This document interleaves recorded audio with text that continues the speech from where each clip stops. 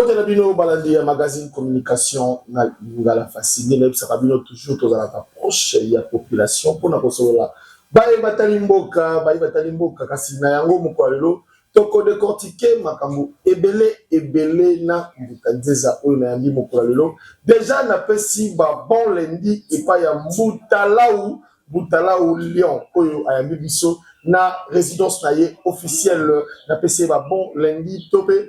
Pas bon début il y a semaine. Mon collègue na yambi Mbutanzeza qui se dit bonjour. Bonjour Mbuta. Mbuta ba nouvelle Mbuta tukiamasi. Ba mbote na bande konyonso balandi obozola na biso na mokolo malelo. En tout cas to na nouvelle ya malamu mingi oyetali bangunza. Yambo tovandi awa omoni ete toza ebele ya bangunza otosangani na tina ya kobongisa mai oyo eza mission ya mokili ya molimo. Okay. De yango esangisi biso kati na wesi. Mission ya mokili ya molimo kasi moboku nango eza ni tope racine nango. Ingeta mission ya mokili ya molimo eza ete message moko batikela biso oyo lelo to ekokokisa balobi bangunza bafeti yalanza.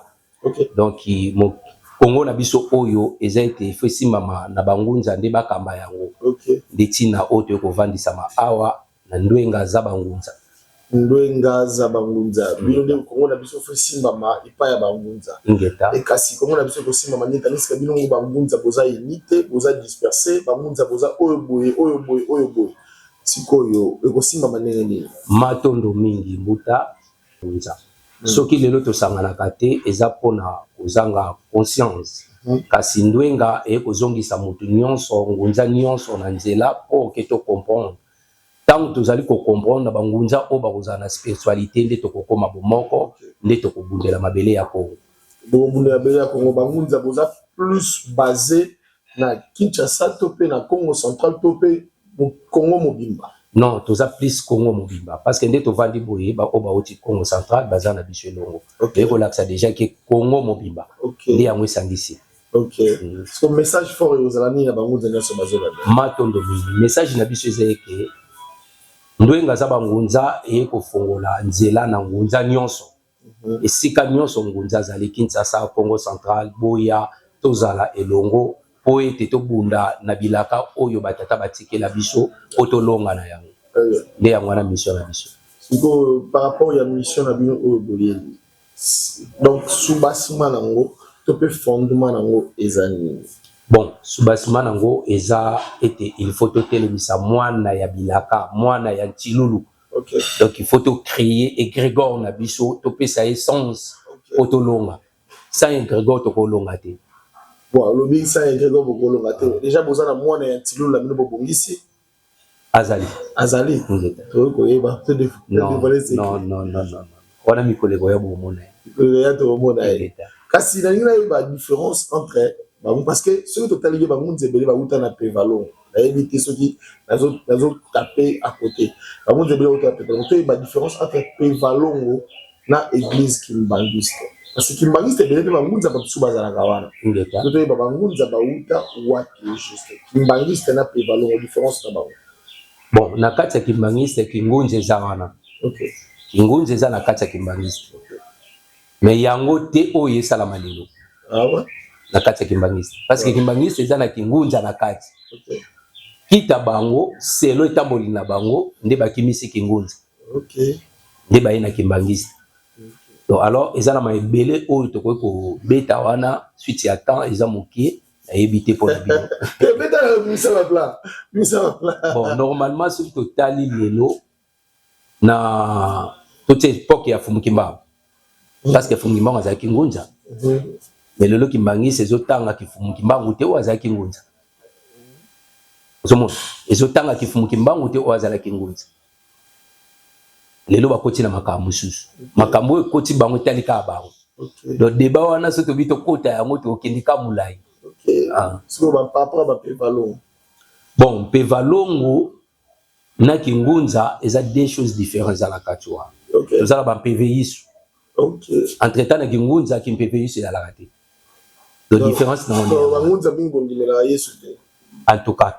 Yesu existe raté. Non, pas na biso. Bino nde boza trop mingi kimbao. Oui. Oui. Ok, merci beaucoup. Nzambe ya Bayindo. Nzambe ya Bayindo.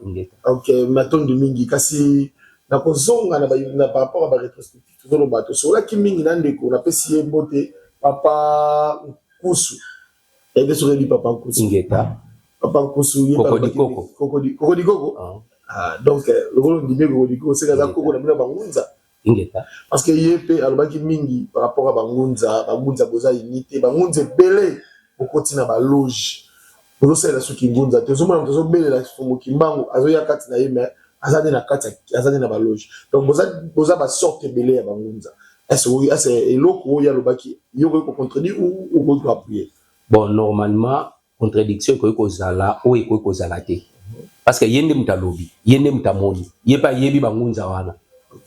Oso to lobi to contredire to lobaki eza faux. Tanto misusu to koti na contradiction na ngamu na ye. Po yenda yebi ba wana. Bato ya yebi bakota na baloge ye mtamona bao donc moi to boya mo place wana ezate. Bon par rapport ya papa Nzuzito ya to ya susto zo par rapport bangunza oyo bazo evre par rapport à papa Nzuzito ya yo lo bani parce que papa Nzuzito ya ye pa lobi ki ye azala la dernière fils ya papa Simon Kimbangu ko yepe a evara mingi na église kimbangiste message nous ani pour bon pour na papa Ntoya en tout cas mai oazo sala lelo ngana yebeli na yebo na yebeli na wana te parce que na yebi ye na mpeve ya longo. Ok. Mai o eboti ye lelo ye moka muta yebi. Ah bon? Ah. Mai eboti ye lelo. Mais on décortique ko eboti ye lelo. Non, bazola da biso mai o ekoti lelo parce que biso to yebi. To yebi très bien. Soki to lobi pe to sambele pa na ye, to ko loba pe. Ok. Mais mai o ekomeli ye lelo, o yazaki nango kalate yango eza lelo.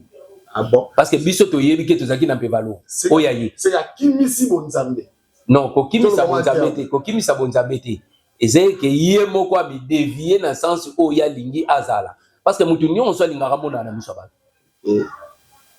Ok, donc ce soit on comprendre bien. Pour comprendre ba tête, pour comprendre ba téléspectateur to ba internaute. Pour ça comprendre bien, c'est que cela veut dire ndenge papa ku saloba ki biso ba koti ba loge, c'est que papa ntu pas koti nzela. Non, biso to lobi bongo te. Komiye ba ya mutu ezalaka na kati ya mutu. Ah ok. D'accord. Merci komiye ba ya mutu ezalaka na kati ya mutu. Kasi na tino question moko avant de la question.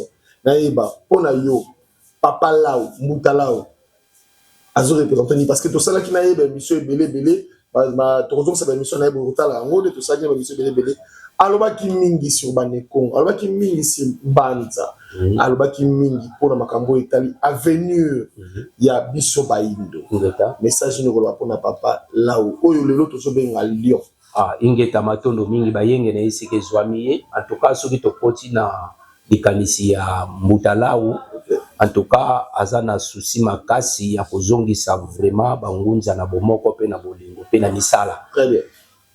Parce que souci na yeza to tika nanu mai oyo ya mabe o tozo sala meto kota na mai ya malamu.